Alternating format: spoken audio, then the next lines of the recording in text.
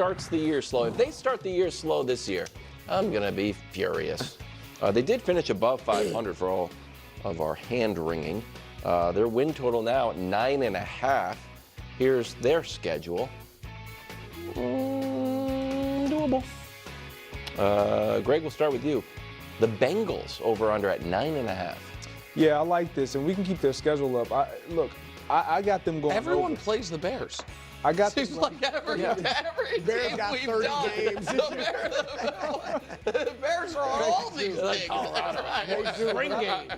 I look at this schedule, and I look at the way that they typically always finish the season, and they finish hot, regardless of how you look at them as a team. Like offensively, they finished really hot. They finished even really well as a team last year. I don't see their defense being worse than what it was last year. Okay. I do agree with you in something that was said weeks back about Lou Anarumo. I don't think they should have got rid of Lou. I don't think he was the issue. I think it was a personnel issue.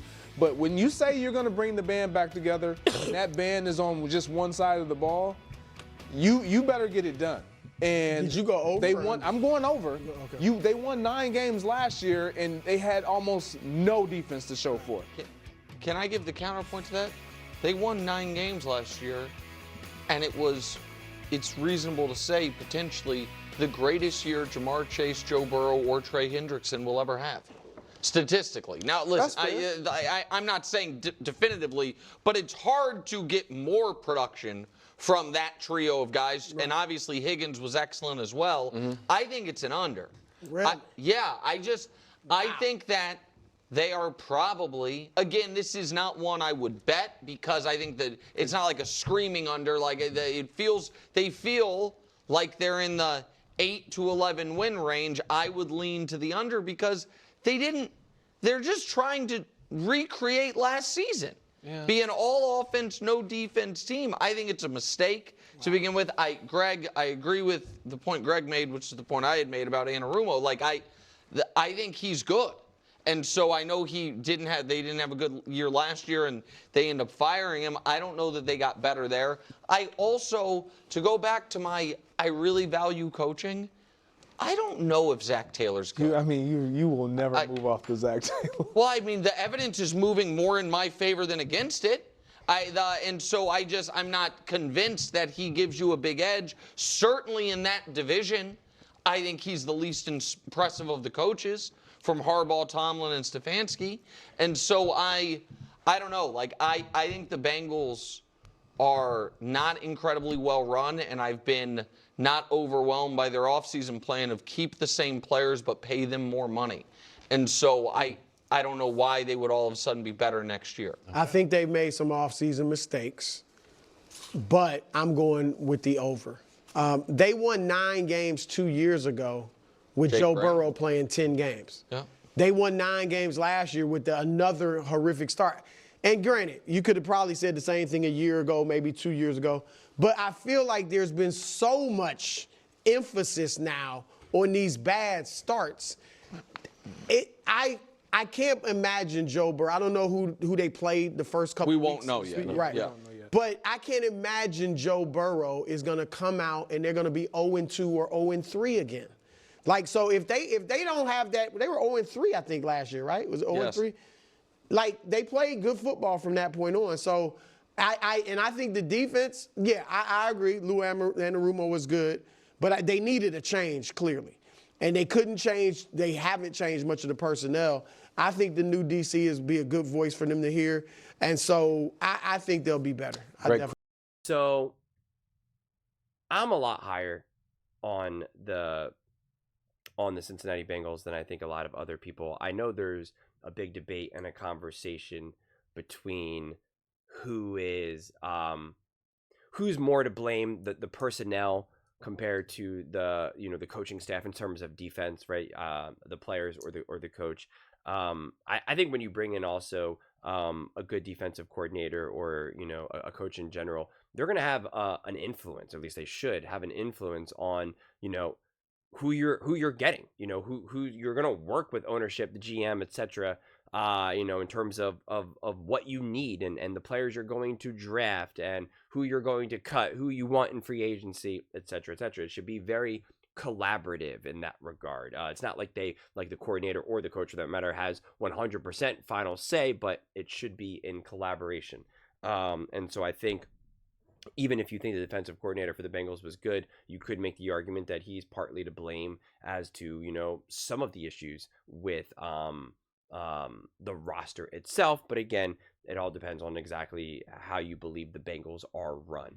I believe Fangio worked very closely with with not only probably Sirianni, but definitely Howie Roseman in terms of like, this is what I need defensively. This is what we're going to build. If you don't think Spags is always talking to Andy and ownership and GM in terms of what he needs defensively, like, again, I don't know what to tell you. There's no way that they're like, listen here, Spags, you play the players that we want, and that's it. Like, it's just not how that's going to work.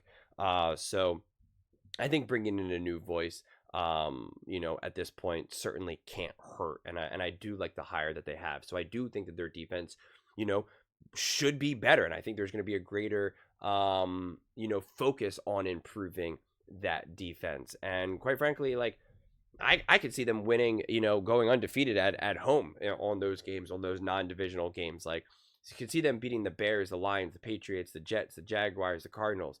Boom, that's 6 wins right there.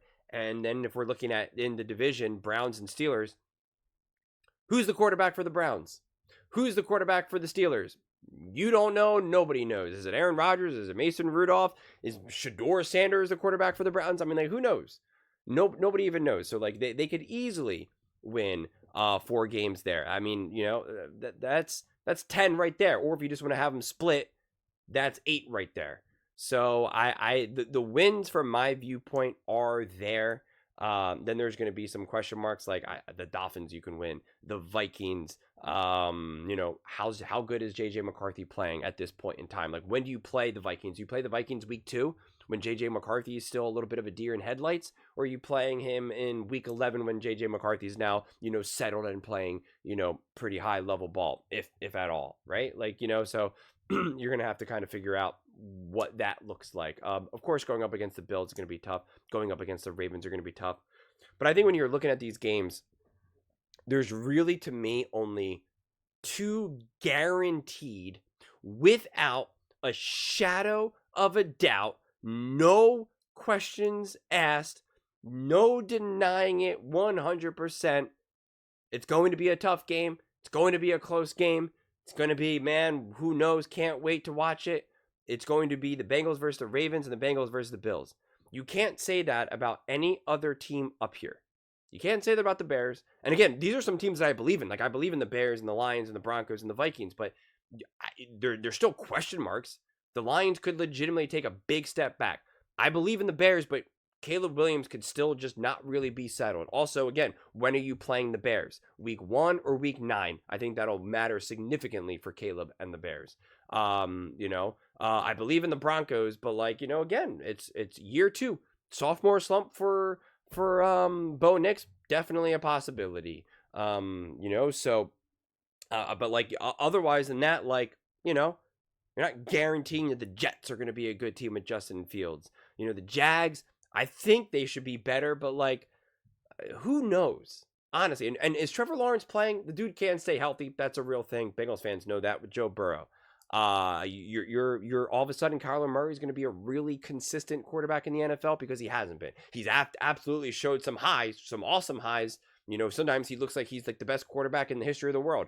Other times it looks like he's never played quarterback at all, and you're just like, what are you doing right now?